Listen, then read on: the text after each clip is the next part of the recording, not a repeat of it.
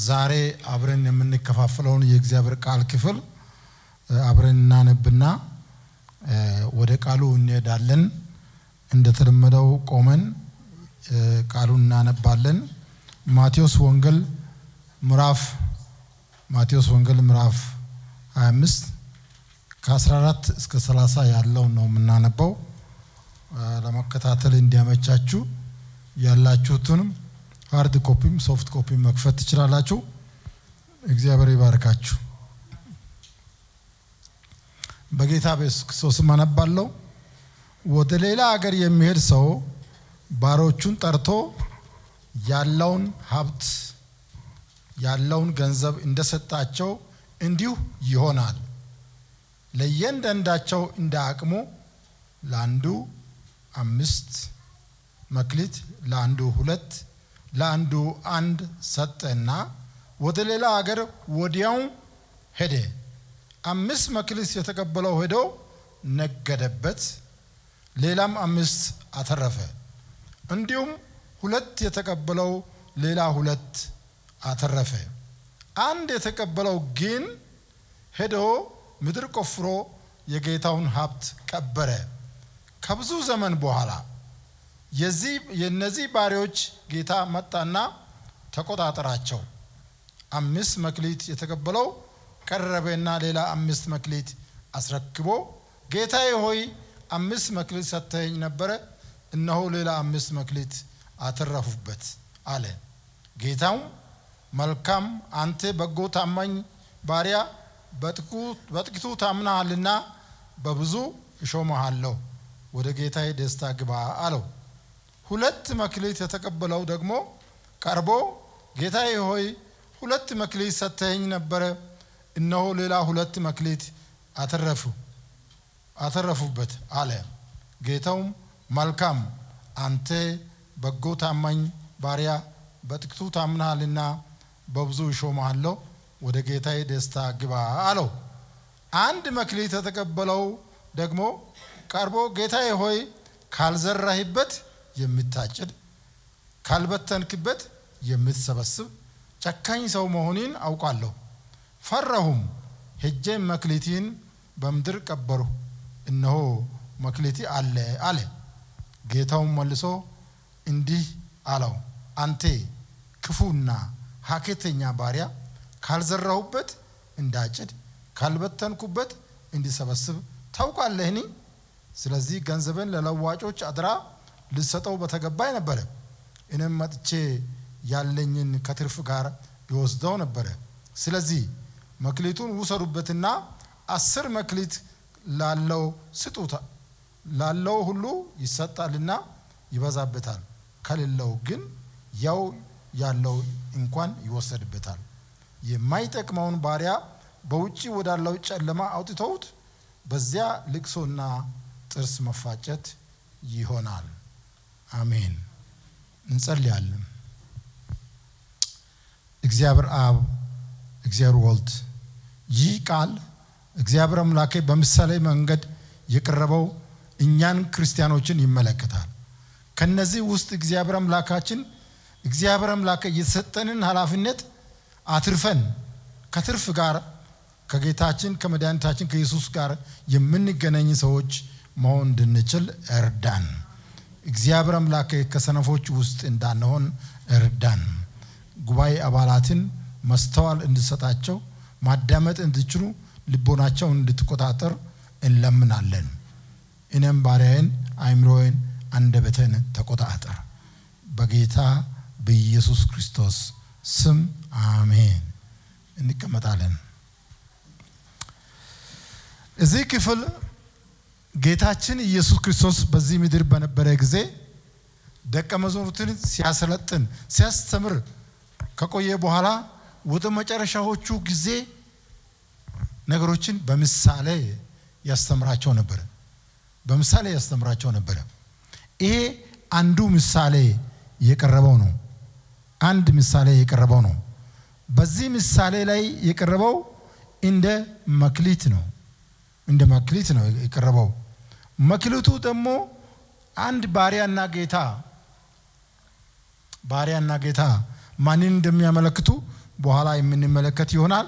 እዚህ ክፍል ምንድነው ምለው ወደ ሌላ ሀገር የሚሄድ ሰው ጠርቶ ባሪያዎችን ያለው ንብረት እንደሰጣቸው እንዲሁ ይሆናል ማለት ምሳሌ ነው። ሌላ ነገር የሚሆን ነገር አለ።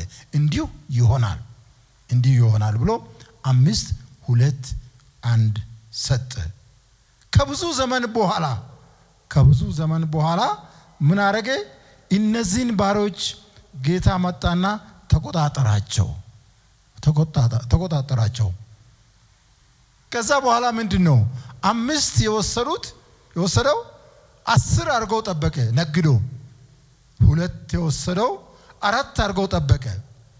1 የወሰደው ግን ጌታ ኢየሱስ ክርስቶስን ራሱን ጌታውን የማያውቅ እንዴት አድርጎ ነው የገለጸው? ጌታውን አንተ ክፉ ስለ ጌታው ምንድነው ፈራው። ሄጄ መክሊቱን በምድር ላይ ቀበርኩ። እነቱ መክሊቴ አለ። ጌታም መልሶ አለ አንተ ክፉና ሐኬተኛ ባሪያ ካልዘራውበት እንዳጭድ ካልበተንኩበት እንድሰበስብ ታውቃለህን? የተሰጠውን መስራት ፈንታ ምክንያት እያቀረበ ላለመስራቱ ምክንያት እያቀረበ ጌታ ኢየሱስ ክርስቶስን በምሳሌ ውስጥ እንደ ባሪያዎች ጌታ ኢየሱስ ክርስቶስ ነው ኃላፊነት ሰጥቶ ጌታችን መድኃኒታችን ኢየሱስ ክርስቶስን በምድር ላይ በነበረ ጊዜ አገልግሎቱን ጨርሶ ወደ ሰማይ ከመሄዱ በፊት በታላቁ ተልእኮ ለሁላችንም ስራ ተሰጥቶን ነው ሄደው። ያ ማለት 5 መክሊት 2 መክሊት ማለት ምንድነው? በእምነት ልክ ነው። በእምነታችን ልክ ነው። በጥንካሬያችን ልክ ነው። እግዚአብሔር ያውቃል የኛን ማንነት፣ ድካማችን፣ ጥንካሬያችን ያውቃል። አገልግሎት እንድናረግ የተጠየቅነው በአቅማችን ልክ ነው። 5 መክሊት የተሰጠው ያን ያህል ሊሰራ ስለምችል በእምነቱ ልክ 5 ተሰጠው። 2 የተሰጠው በዛ በመለስተኛው በአቅሙ ይሰራል ተብሎ ተሰጠ። 1 ለመክሊት ተሰጠው በዛ ልክ ተሰጠ። ግን እነዛ 2ም 5ም የወሰዱት ሰርቶ አፍርቶ ፍሬ አፍርቶ ጌታ ፊት ሲቀርቡ እኩል ሽልማት ደግሞ ጌታው መጥቶ ሲሰጥ ይታያል። መልካም አንተ በጎ ታማኝ ባሪያ በጥቂቱ ታምናልና በብዙ እሾምሃለሁ፣ ወደ ጌታዬ ደስታ ግባ። ለሁለቱም የተባለው አንድ ነው። ሽልማቱ አንድ ነው። ሁላችንም በተሰጠን መክሊት ልክ፣ በተሰጠን ጸጋ ልክ፣ በተሰጠን ኃላፊነት ልክ ልናገለግል ተጠርተናል። የአዲስ ኪዳን ክርስቲያን፣ የአዲስ ኪዳን ቤተክርስቲያን አባላት፣ አካል ብልቶች ሁሉም ሊሰራ ይገባል። ያለ ስራ ያለ ምክንያት ወደዚህ ምድር የመጣ ሰው የለም። እግዚአብሔር አምላክ በእያንዳንዳችን ስራ አለው። ስራ የለንም ብለን ወጣቶችም የምናስብ ከሆነ ተሳስተናል። ወጣቶችም ቢሆን ስራ አለን። እግዚአብሔርን ኢየሱስ ክርስቶስን እንደ አዳኝ የተቀበለን ሁላችንም እግዚአብሔር የሰጠን ስራ አለን። ስራችን ሰርተን የመክሊቱን የሰጠው ጌታ ሲመጣ ለሽልማት እንድንዘጋጅ ለማሳሰብ ነው ዛሬ የፈለኩት። ይሄን ክፍል እንደ ርዕስ አድርጌ የወሰድኩት ምንድነው? የተጠራነው ለአገልግሎት ነው። የዳነው ለአገልግሎት ነው።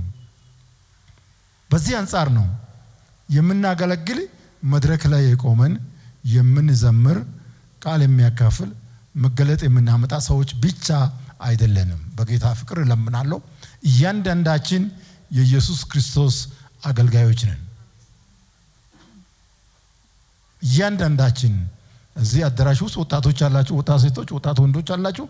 እናንተም ቢሆን በወጣቶች መካከል በአካባቢያችሁ አገልግሎት አላችሁ። የእግዚአብሔር መንግስትን ስራ ለመስራት አገልግሎት አላችሁ። የሰጣችሁ ኃላፊነት አለ። ከኃላፊነት ውጪ አይደለንም። ስለዚህ ይህ ክፍል ምንድነው ምለው እኛ ክርስቲያኖች ሁላችን በአዲስ ኪዳን ቃል መሰረት የጌታ አገልጋዮች ነን። ይህን በተመለከተ የመክሊት አሰጣጡ ለእያንዳንዱ እንደ አቅሙ እንደሰጠ ነው። ያለ ድርሻ የተቀመጠ ሰው የለም። ለዚህ ነው ጌታ ኢየሱስ ክርስቶስ በሰጠን ስራ ሁሉ እንድንሰራ ጳውሎስ ያዘናል። በሁለንተናችን እንድናገለግል ጳውሎስ ያዘናል። በሮሜ ምዕራፍ 12 1 እና 2 ላይ ያለው እንዴት ማገልገል እንዳለብን አገልግሎታችን ምን አይነት መሆን እንዳለበት ያሳያል። ይህን ክፍል ጠቅሼ ወደ ዋነኛው የጀመርኩበት ክፍል እሄዳለሁ። እዚህ ክፍል ምንድነው ብዙዎቻችን አንብበናል። እንግዲህ ወንድሞች ሆይ ሰውነታችሁን እግዚአብሔርን ደስ የሚያሰኝ ሕያው ቅዱስ መስዋዕት አድርጋችሁ ታቀርቡ ዘንድ በእግዚአብሔር ራሄ እለምናለሁ። እርሱም ለአእምሮ የሚመች አገልግሎታችን ነው። ሕያው መስዋዕት አድርገን አቅርበን በሕይወት እያለን መሰዊያ ውስጥ እንዳለ በሕይወት እየተንቀሳቀሰን እያገለገለን የምንነግደው እየነገደን የምናስተምረው እያስተማረን መስሪያ ቤት የምንሰራው እየሰራን ባልያለንበት ቦታ የኢየሱስ ክርስቶስ አገልጋዮች ነን። መክሊት አለን፣ የሰጠን መክሊት አለን። በዛ ልክ ልናገለግል ይፈልጋል። የመክሊቱ ጌታ ከብዙ ጊዜ በኋላ ተመልሶ እንደመጣ እንዲሁም አሁን ዳግም ምጽአት ጊዜ ተቃርቧል። ማቴዎስ 24ን በግል ልናነብ እንችላለን። እኔ ግን የተወሰኑ ሐሳቦችን ከማቴዎስ 24 ለኛ እንዲሆነን ማቴዎስ 24 ስለ ዳግም ምጽአት በፊት ያሉ ምልክቶች ይናገራል። እዛ ውስጥ ያሉ በርካታ ምልክቶች አሉ። አሁን ያለንበት ጊዜ የዳግም ምጽአቱ የባሪያዎች ጌታ ሊመለስ እንደሆነ መድኃኒታችን አምላካችን ኢየሱስ ክርስቶስ ሊመጣ እንደሆነ የሚያሳዩ ምልክቶች እዛ እንዳሉ ለመረዳት እንድችል የተወሰኑ ሐሳቦችን አነሳለሁ በጌታ ፍቅር። አንደኛው ሐሰተኛ ክርስቶስ በምድር ይነሳል። በአሁኑ ጊዜ በተለያየ ደረጃ የክርስቶስን ቦታ ተክቶ ክርስቶስ ነኝ የሚሉ ሰዎች በዓለም ዙሪያ በኢትዮጵያም እየተነሱ ያሉበት ጊዜ ነው። ጦርነት ወሬ በየጊዜው ዜና ስንከፍት ዜና ያለ ጦርነት ወሬ አይዘጋም፣ አይቋጭም። ይሄ ራሱ ምጽአቱ መቃረቡን ያሳያል። የረሃብ አንበጣ መብዛት፣ መሬት መንቀጥቀጥ፣ እነዚህ ሁሉ በሀገራችንም በዓለም ዙሪያም እየበዙ ይታያሉ። ስደት በተለያየ ምክንያት፣ በኢኮኖሚ ምክንያት፣ በጸጥታ ችግር ምክንያት ሰዎች እየተሰደዱ ነው ከመኖሪያ ሰፈር። ይሄ የመጨረሻው ዘመን እንደተቃረበ ያሳያል።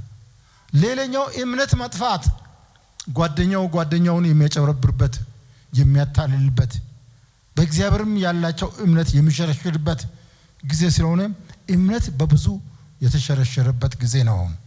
ስንፍና የሚሰሩ ሰዎች የሚተጉ ሰዎች እንዳሉ ሁሉ ሳይሰሩ ለመክበር የሚፈልጉ ስንፍና ያጠቃቸው ሰዎች ደግሞ በምድራችን እየበዙ ነው። ይሄም ዳግም ምጽአቱ እንደተቃረበ የሚያሳይ ነው። ፍቅር መቀነስ፣ እግዚአብሔር አምላካችን ፍቅር ነው። ፍቅር ቀንሷል ከመቼም ጊዜ።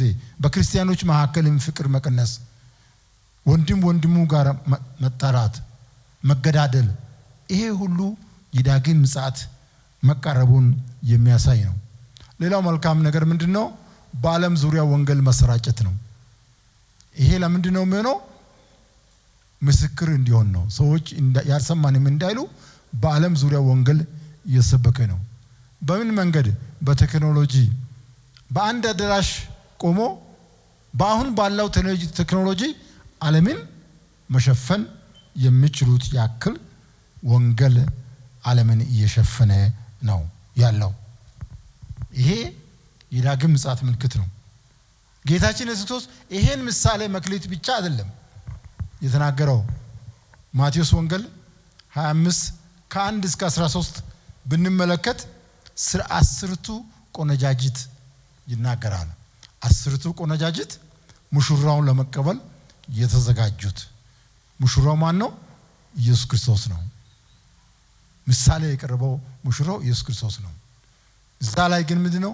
ሙሽራውን ለመቀበል የተዘጋጁ 10 ቆነጃጅቶች ሲጠብቁ ሳለ በቂ ዘይት ሳይዙ የቆዩት 5 አሉ። በቂ ዝግጅት ያደረጉ 5 አሉ። ሙሽራው ሊመጣ አካባቢ ኩራዛቸው ሊጠፋ ስል ዘይቱን ሊፈልጉ ሲሄዱ ሙሽራው ገባ። እነዛ 5ቱ ዘይት ፍለጋ የሄዱት አዳራሹ ከተዘጋ በኋላ ከመጣ በኋላ ምንድነው የተባሉት? በሩን ሲያንኳኩ አልተከፈተም። ይሄ ምንድነው የሚያሳየው? ዝግጅት ጉድለት። ጌታ ኢየሱስ ክርስቶስን እንመጣበትን ጊዜ ያለማወቅ ምልክቱን መረዳት 24 ሰዓት 7 ቀን እያንዳንዳችን ካሁን ሰዓት ጀምረን ነገ ሊመጣ ይችላል ብለን እያንዳንዳችን አገልግሎት የተሰጠንን አገልግሎት ዝቅተኛ ይሁን ከፍተኛ በጽናት ልናገለግል ይገባናል። ከዚህ ጋር ተያይዞ ቃሉ ምን ይላል? በአንደኛ ቆሮንቶስ 10:31 እንዴት ማገልገል እንዳለብን ቅድም ሮሜ 12 ላይ እንዳልኩት ያህል እዚህም ደግሞ እንዴት ማገልገል እንዳለብን አገልግሎታችን እንዴት ባለ ሁኔታ ማገልገል እንዳለብን ያስረዳናል። እዚህ ምንድነው ምለው? እንግዲህ ይላል እንግዲህ የምትበሉ ወይም የምትጠጡ ብትሆኑ ወይንም ማንኛውም ነገር ብታደርጉ ቅድም እየዘረዘርኩ ነበር። ብታደርጉ ሁሉንም ለማን ክብር? ለእግዚአብሔር ክብር አድርጉ። እግዚአብሔርን እያከበረን እለት ለስራችን መስራት አለብን። የምንነግደው፣ የምናስተምረው፣ ቢሮ የምንሰራው፣ በስልጣን ላይ ቁጭ ብለን የምንሰራው እግዚአብሔርን በሚያከብር ሁኔታ የቤትም ቢሆን የቤት ሰራተኛም ብንሆን ለእግዚአብሔር እንደምንታዘዝ እንደዛ እንድናረግ በጌታ ፍቅር እጠይቃለሁ። ቃሉ በዛ ደረጃ ከኛ አገልግሎት ይጠበቃል። አገልጋይ ማለት መድረክ ላይ የሚቆም የሚሰብክ የሚዘምር ራእይና ትንቢት የሚያመጣ ብቻ አይደለም። እያንዳንዳችን ልናገለግል ይገባል የሚለው ነው። ስለዚህ ቅድም ባነበብነው ክፍል ማቴዎስ 25:21 ላይ ምንድነው ምለው? ጌታውም መክሊት የሰጠው ጌታ መጥቶ ምንድነው ያላቸው? ጌታውም መልካም አንተ በጎ ታማኝ ባሪያ በጥቂቱ ታምናልና በብዙ እሾምሃለሁ ወደ ጌታዬ ደስታ ግባ አለው። ይህ ማለት ያገለገለነው አገልግሎት ብዛትና ስፋት አይደለም። የተሰጠን በአቅማችን ልክ በሰጠው ልክ ያገለገለን ሰዎች እኩል ነው የምንወርሰው፣ እኩል ነው የምንወስደው። አድሮ የሌለበት ውርስ ነው። 5ም 2ም መክሊት ተሰጣቸው። መጨረሻ ላይ የተባለው ምንድነው? አንተ መልካም በጎ ታማኝ ባሪያ በጥቂቱ ታምናልና በብዙ እሾምሃለሁ ብሎ ወደ ጌታው ደስታ ሽልማት አስገብቷል። ስለዚህ ሁላችንም በሰጠን መክሊት ተግተን ማገልገል ይጠበቅብናል። መክሊታችን ወንጌልን ማስረጨት፣ ኢየሱስ ክርስቶስን መመስከር፣ ብርሃን ሆኖ መገኘት፣ ፍቅር ሆኖ መገኘት፣ ኢየሱስ ክርስቶስን ባህሪ መንጸባረቅ፣ ቤተሰቦቻችን ጓደኞቻችን ወደ እግዚአብሔር ቤት ማምጣት፣ አምልኮ ቦታ ማምጣት። እዚህ ቦታ ስንቶቻችሁ ቤተሰቦቻችሁን ጓደኞቻችሁን ለአገልግሎት ይዛችሁ እንደመጣችሁ እናንተ ታውቃላችሁ። መልካም አገልግሎት ባለበት ቦታ ሁሉ መጋበዝ፣ እንዲጠቀሙ፣ እንዲታነጹ፣ እንዲፈወሱ መጋበዝ ኃላፊነታችን ነው።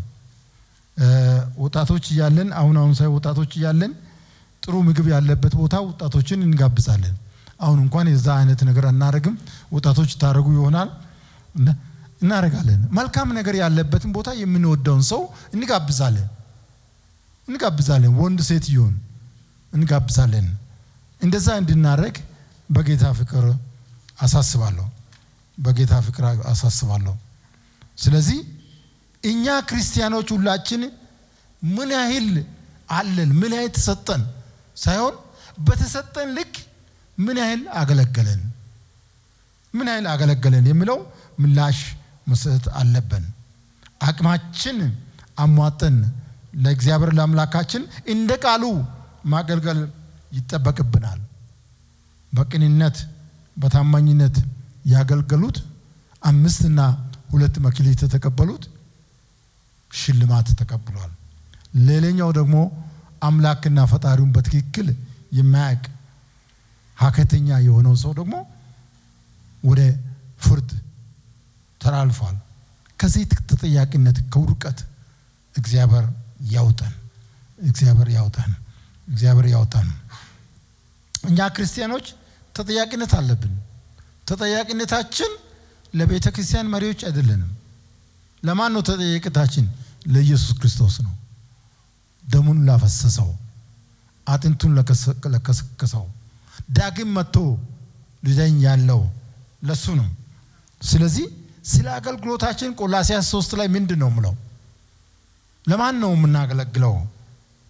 አገልግሎታችን ተጠርነቱ ለቤተ ክርስቲያን መሪዎች፣ ለፓስተሮች፣ ለአስተማሪዎች፣ ለተለያየ ክፍል ኃላፊነት ላላቸው አይደለም። በጥንቃቄ ልናስብ ይገባል። ቆላስይስ 3:23 እና 24 ብናነብ ምንድን ነው የምለው? ለሰው ሳይሆን ይላል። ለሰው ሳይሆን ለጌታ እንደምታደርጉ የምታደርጉትን ሁሉ እንዴት አድርጉ? በትጋት አድርጉ። ከጌታ ርስትን ብድራትን እንድትቀበሉ ጌታ ክርስቶስ ነውና ይላል። ተጠሪነታችን መሳሳት የለብንም። በዝማሬ የምናገለግልም፣ በጥሪያችን ቃል በማካፈል የምናገለግልም፣ እግዚአብሔር በሰጠን አቅም በጸጋ እናገለግላለን። የሚሰብክም ሌላውም ሁሉ ለማን ነው የሚያገለግለው? ለኢየሱስ ክርስቶስ ብድራቱን ለመቀበል ስለሚዘጋጅ ከፍተኛ ዝቅተኛ ሳይሆን ሁሉም ለመደበን፣ ለጠራን፣ መክሊቱን ለሰጠን፣ ኃላፊነት ለሰጠን፣ ለሾመን ሁላችንም እንድንሰራ እግዚአብሔር ይርዳን፣ ማስተዋል ይስጠን። ጉባኤ ላይ መጥቶ መሳተፍ፣ ጸሎቱን፣ ስብከቱን መሳተፍ መልካም ነው። ከዛ ስንወጣ ግን በግል እና በጋራ እያንዳንዳችን ኃላፊነት አለብን። ኃላፊነታችን በአግባቡ መወጣት እንድንችል እግዚአብሔር ይርዳን። እንደሄደ ሐዋርያት ሥራ ምዕራፍ 1:10 እና 11 እንደምለው ጌታ ኢየሱስ ክርስቶስ ወደ ሰማይ በሚያርግበት ጊዜ እርሱም ሲሄድ ወደ ሰማይ ትኩር ብሎ ሲመለከቱ ሳለ እነሆ ነጭ ልብስ የለበሱ 2 ሰዎች በአጠገባቸው ቆሞ ደግሞ የገሊላ ሰዎች ወደ ሰማይ እየተመለከታችሁ ስለምን ቆማችሁ? ይህ እናንተ ወደ ሰማይ የወጣው ኢየሱስ ወደ ሰማይ ሲሄድ እንዳያችሁ እንዲሁ ይመጣል አሏቸው። ዛሬ ዕለቱ ቀርቧል፣ ከመቼም ጊዜ ቀርቧል። ዋናው መልእክቴ ዝግጁ እንድንሆን ነው። ዳግም ምጽአት ቀርቧል።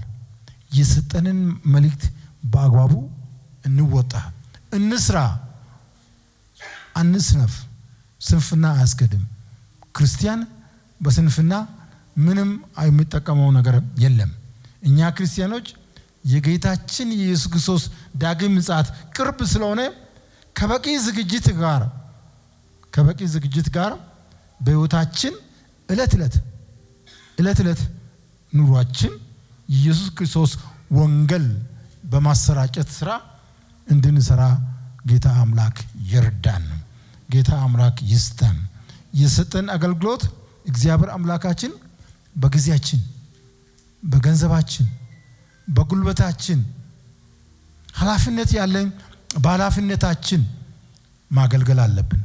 ለእግዚአብሔር ክብር መሆን አለበት። ለእግዚአብሔር ክብር መሆን አለበት።